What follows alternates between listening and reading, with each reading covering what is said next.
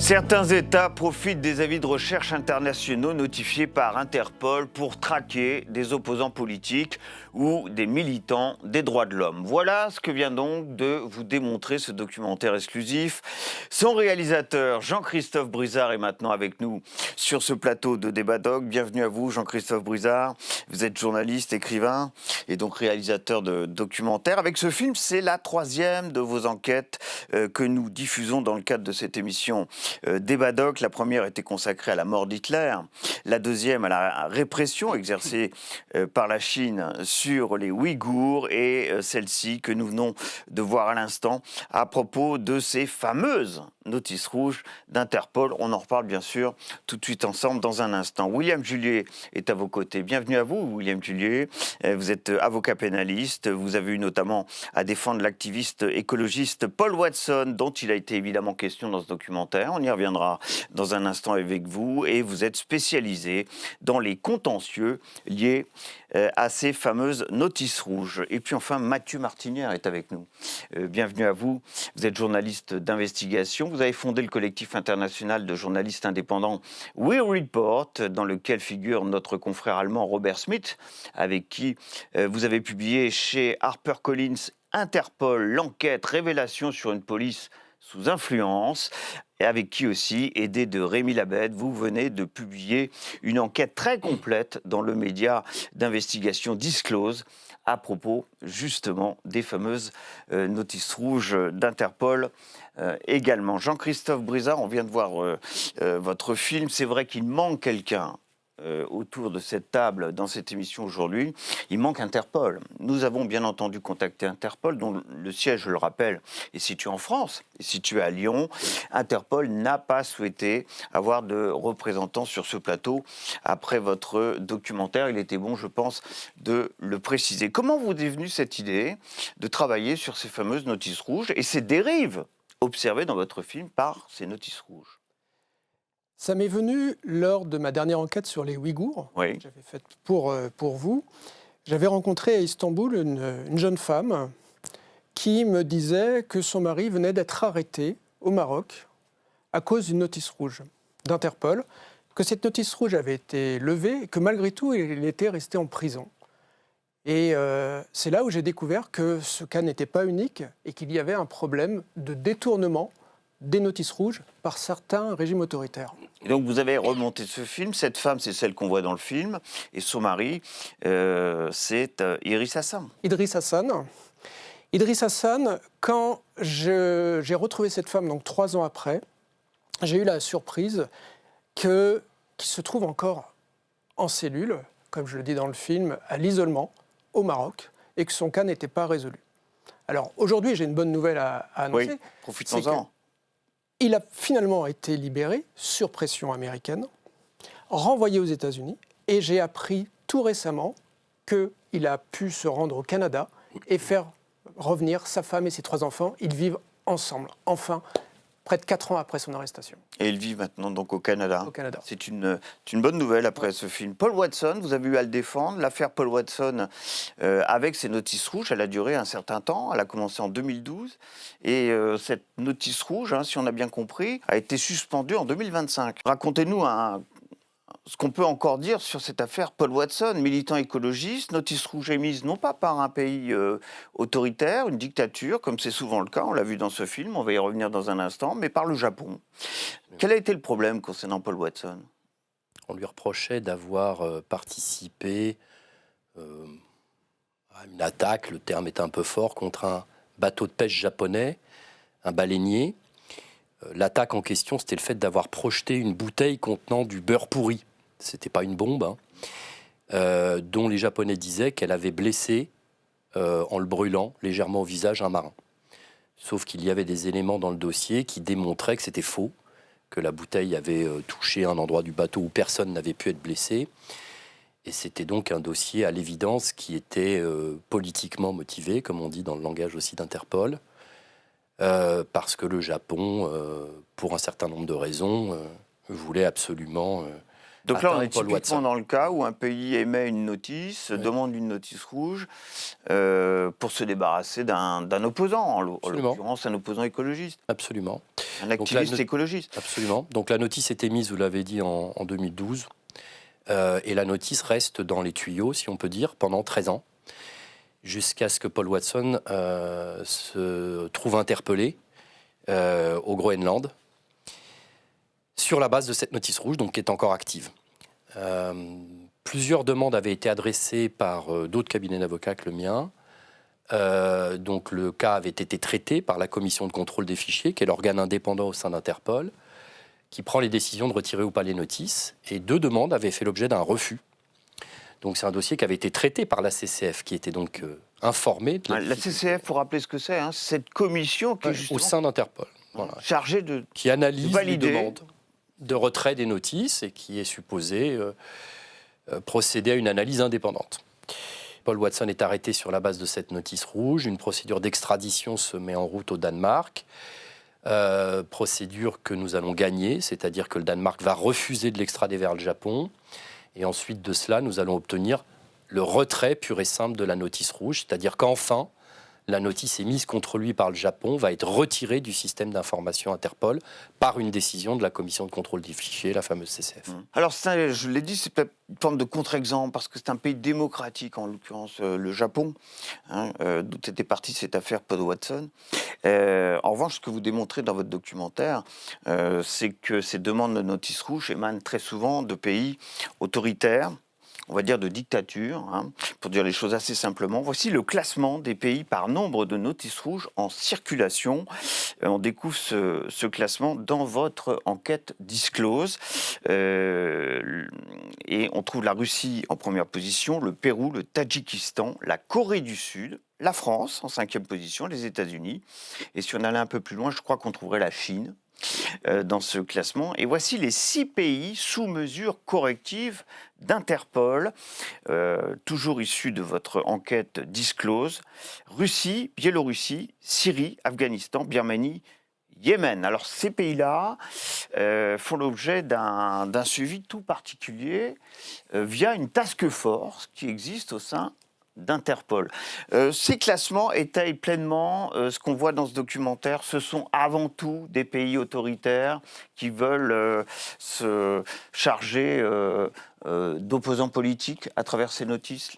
Ouais, alors ce qu'on dit dans ce classement, nous, c'est que c'est le nombre de pays qui ont émis des notices valides. Donc il y a à la fois des pays démocratiques et des pays autoritaires, mais quand même sur les 30 premiers pays, on a 20 pays non démocratiques. Donc on a la Russie, on a la Chine, on a des petits pays comme le Tadjikistan qui arrive quand même en 3e position. Le Tadjikistan, c'est un pays de 10 millions d'habitants qui va arriver devant des pays comme la Chine et son milliard d'habitants, devant la France, devant les États-Unis. Mais nous, on les colle aussi au contrôle que fait Interpol par rapport à ces notices. Et en fait, on révèle que les taux de conformité des notices rouges sont beaucoup plus élevés pour les démocraties que pour les régimes autoritaires. C'est-à-dire que les régimes autoritaires ont des taux de non-conformité très élevés. Je pense à la Russie et à la Turquie, notamment. Et donc c'est vrai qu'Interpol a un mécanisme de mesure corrective. En fait, c'est un mécanisme de surveillance renforcée. C'est-à-dire qu'ils vont mettre sous contrôle les notices rouges, tous les messages qui vont être émis aussi dans l'organisation. Le problème, c'est que ce mécanisme, en fait, il va durer un certain temps. Par exemple, nous, dans l'enquête, on révèle que très récemment, Interpol a allégé les mesures correctives sur la Russie, alors que dans le même temps, on sait qu'il y a pas mal de cas récents russes, donc ce que disait William Julier, qui sont notamment liés à l'article 3 de la Convention d'Interpol, qui en fait interdit aux pays d'émettre des notices qui sont de nature politique. C'est vraiment l'article clé d'Interpol. Et en fait, on se rend compte qu'ils vont lever les mesures. C'était aussi le cas pour la Turquie. Et en fait, des mois ou des années après, les pays autoritaires recommencent à abuser. Et c'est une vraie problématique, c'est le fait qu'Interpol ne sévit pas assez sur les pays qui abusent. Donc ça pose le problème du contrôle au sein d'Interpol. Vous le posez également dans ce film et vous dites faute de moyens. C'est ça. C'est compliqué pour Interpol de contrôler ce que sont les demandes et ce qui peut être validé ou pas pour émettre ces fameuses notices rouges. Le plus gros problème, celui que j'ai noté, c'est le manque de moyens financiers. Alors, comparaison n'est pas raison, mais le budget annuel d'Interpol équivaut à 2 semaines du budget de la police de New York. C'est pour vous dire. On a l'impression qu'Interpol, c'est une structure, vu qu'elle est internationale, c'est la 2e plus grosse organisation internationale après l'ONU en nombre de pays membres, mais ils n'ont pas assez de budget. Donc pas assez de moyens, et malgré tout, c'est un outil qui fonctionne très bien. Donc vous avez des États qui ont compris qu'il y avait des failles possibles, qu'on pouvait tenter de passer comme ça des avis de recherche, même si Interpol n'aime pas qu'on parle d'avis de recherche, ce sont des alertes, et qui se disent si ça passe, tant mieux. Par exemple, le cas d'Andrei qui est dans mon film, ce Biélorusse, le procureur qui a signé la demande, c'est quelqu'un qui est poursuivi par l'Union européenne. Donc ça aurait dû alerter Interpol. Pourtant, c'est passé. Et c'est récent. Le problème existe. Et là où j'étais très surpris, c'est l'attitude d'Interpol. Comme dans toutes mes enquêtes, je contacte toutes les parties. Et curieusement, Interpol n'a pas voulu communiquer. Ils m'ont même répondu, mais les notices rouges abusives, ça n'existe pas. Il n'y en a pas. Et si vous dites qu'il y en a, c'est que vous n'avez rien compris. Et j'ai trouvé cette arrogance, cette attitude très étrange. C'est presque immature. Je ne suis pas le seul à le dire. Il y a des personnalités politiques partout dans le monde qui le disent, des avocats, des journalistes. Et pourtant, ils sont toujours dans cette posture.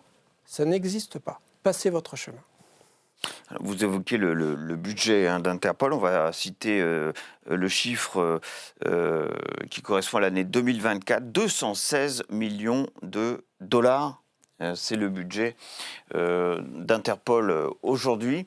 Ce problème de contrôle, ces task force tout de même qui existent au sein de l'organisation d'Interpol, ça ne suffit pas visiblement à colmater ces trous dans la raquette constatés dans ce documentaire. Où est le problème là, au sein d'Interpol? Je pense que le problème est qu'il y a une absence de volonté assez forte au sein d'Interpol d'imposer l'indépendance de ses choix vis-à-vis de ce qu'ils appellent le membership. Le membership, c'est tous les États membres. Donc il est vrai qu'il y a la question du budget, mais il y a aussi une difficulté de volonté politique indépendante d'Interpol. Ils sont très nombreux, ces États membres, 196 quasiment États tous membres. Les pays du monde. Ouais. Et donc Interpol doit composer avec aussi son objet qui est la coopération policière internationale. Et donc là, il y a une dimension géopolitique qui fait qu'il y a des concessions aussi pour les besoins de la cause, il faut être honnête aussi de le dire, qui est qu'un jour, vous allez avoir besoin d'un pays, et puis un jour, un pays aura besoin d'un autre pays. Donc si Interpol, entre guillemets, se fâche avec un État, eh bien, l'État peut aussi être moins coopérant vis-à-vis d'autres États. Donc Interpol est un animal, si je puis dire, qui a toujours aussi le souci de ménager les uns et les autres, ça c'est le politique, qui est qu'on est toujours sur la crête de devoir ménager un peu les sensibilités de tout le monde pour que personne ne se fâche. Et ça, c'est une problématique qui est compliquée pour Interpol à gérer, il faut reconnaître, liée à son objet, mais qui a aussi ses conséquences dramatiques qui sont que les contrôles devraient et peuvent être beaucoup plus rigoureux. Parce que quand on dit que c'est difficile, je l'entends, mais il y a des cas où, prima facie, comme on dit en latin, à l'évidence, simplement avec Google, on voit que la personne concernée est un opposant politique ou un opposant défenseur des droits de l'homme.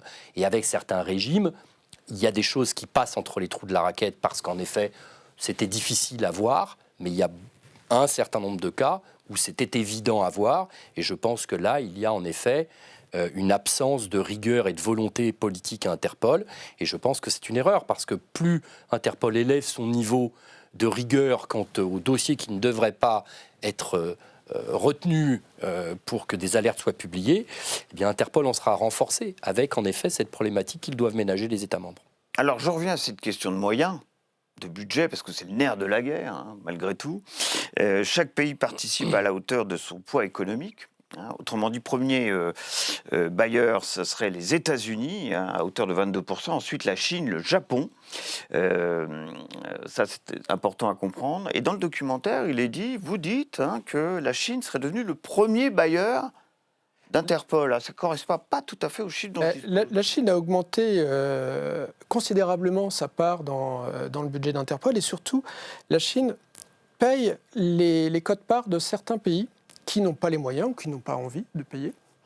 Et ça gêne beaucoup Interpol parce que c'est un pays, une voix pour élire le board, pour élire le président, l'Assemblée.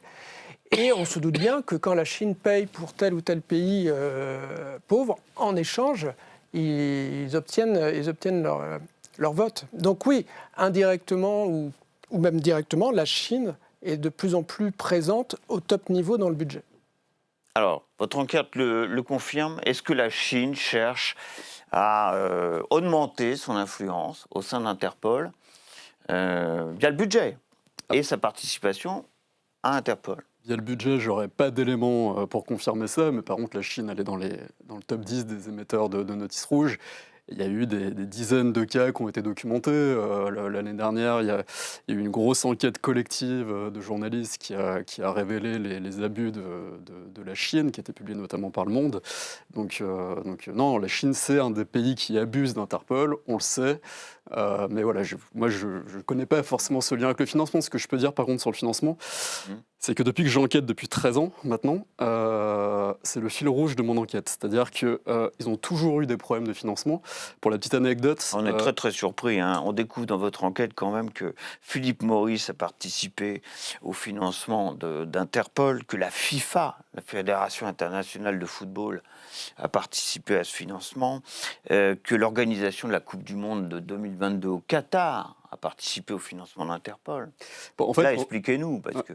Pendant très longtemps, les financements étaient fléchés vers les missions. Donc ça posait des problèmes. Par exemple, Philippe Maurice allait financer la lutte contre le trafic de cigarettes. Ça posait des vrais problèmes de conflit d'intérêts. Donc pendant très longtemps, c'était le privé qui finançait une partie d'Interpol. Aujourd'hui, c'est une organisation qui est financée presque entièrement par le public. Donc c'est plus les mêmes problématiques. Ça vous paraît une meilleure garantie concernant... Pas forcément. Pas forcément. S'il y a un pays comme la Chine qui a un gros poids économique, comme il y a encore des contributions exceptionnelles de pays comme le Qatar et de régimes autoritaires ou l'Arabie Saoudite sur des projets particuliers. Donc en fait, les partenariats privés ont été remplacés par des partenariats publics, parfois tout aussi sulfureux que les partenariats privés. Donc non, il faut qu'il y ait un équilibre au niveau des financements pour éviter qu'il y ait une influence quelconque d'un État, en fait. Vous avez une réflexion particulière à faire sur ce sujet? Oui, ça rejoint ce que je disais, c'est compliqué. C'est-à-dire vous avez un financement qui va provenir de façon importante de tel ou tel État, et puis ensuite tel État va vous demander de publier une notice, et puis si vous le retoquez 2 fois, 3 fois, à la 7e fois, ça concerne votre financement. Donc il y a aussi cette difficulté-là, et vous avez raison d'enquêter sur l'argent. L'argent, c'est souvent le nerf de la guerre. Donc il y a cette vraie problématique-là qui rejoint la problématique de ménager les États. L'argent, c'est un moyen de pression de certains États. Vous le dites par exemple pour la Chine dans votre film, pour faire pression sur Interpol, justement. À partir du moment où vous avez un budget qui est fragile, que vous êtes sans cesse dépendant... D'un côté, on vous reproche de ne pas bien faire votre boulot. De l'autre, on ne vous donne pas assez d'argent pour le faire. Donc, vous ne pouvez pas vous fâcher comme ça. C'est ce que disait Maître Julier. C'est évident. Mais Interpol a très peur en ce moment que les victimes de notices rouges abusives puissent se retourner contre Interpol en disant « c'est votre faute. Si j'étais menacé, arrêté, mis en prison pendant X mois, Idriss Hassan, 3 ans de prison. » Donc, s'il y a demande de réparation financière, pour Interpol, c'est ce que dit l'avocat Maître Magri dans mon documentaire, ils mettent la clé sous la porte, c'est terminé.